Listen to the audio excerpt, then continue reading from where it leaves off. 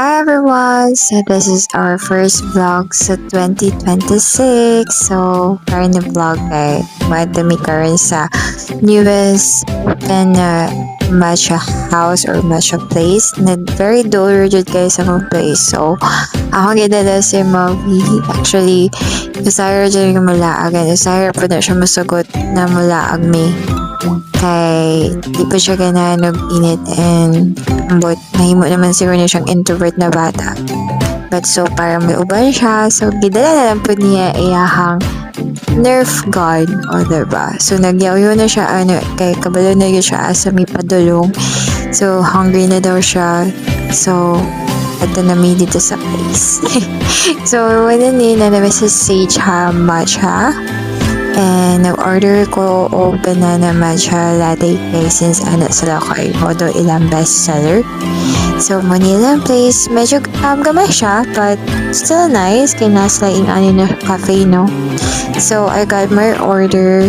So nag-request lang ng puday ko. Actually, i-ask ko if kailangan ko mag-oat milk. So ga-oat milk na lang ko and then I realized medyo ning mahal na siya and medyo sweet po siya.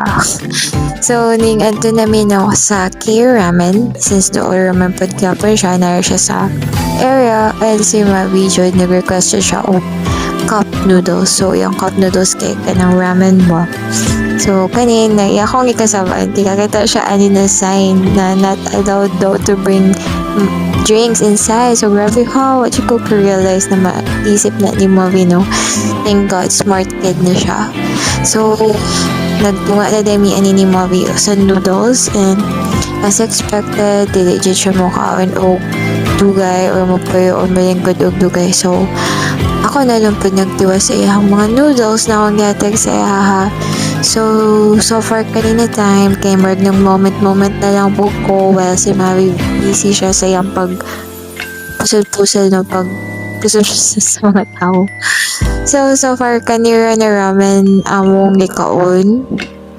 Dili siya halang kay kuan siya pork tonkatsu akong gi-order. Mura daw dili halang nila. And mo to, daghan ko na muni-muni sa life na nagkaon ko and thankful lang jud kay God for whatever na ning-abot sa my life. So, kanida ay nanghugas siya kamot ani kay nag-bathroom break day ni siya gikan. And I'm very happy po kay maabot na niya ang kaning lababo ba. Makahugas na siya siyang kamot. So, very independent ni actually si Mavi. So, I'm thankful na lang po na so, dili na utana siya na no pink